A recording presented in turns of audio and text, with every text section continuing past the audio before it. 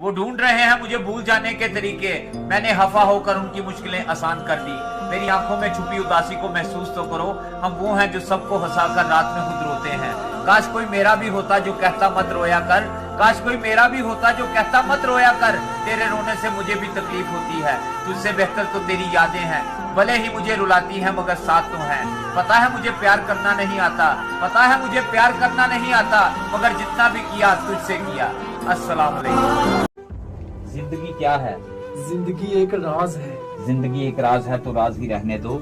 जिंदगी एक राज है तो राज ही रहने दो। अगर है कोई एतराज तो एतराज ही रहने दो।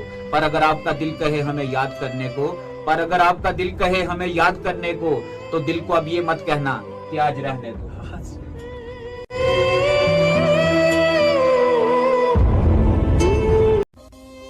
यकीन जानिए कोई किसी के बगैर नहीं मरता, बस एक बेनाम सी खलिश, थोड़ी उदासी, कुछ सूखे फूल, चंद उनके जुमले और बेजान से गम रह जाते हैं नफीस भाई। बस मोहब्बत नहीं रहती। कभी कभी ढेरों अल्फाज होने के बाद भी बोलने को दिल नहीं चाहता, ना बताने के लिए, ना जताने के लिए, ना हमदर्दी के लिए। क्या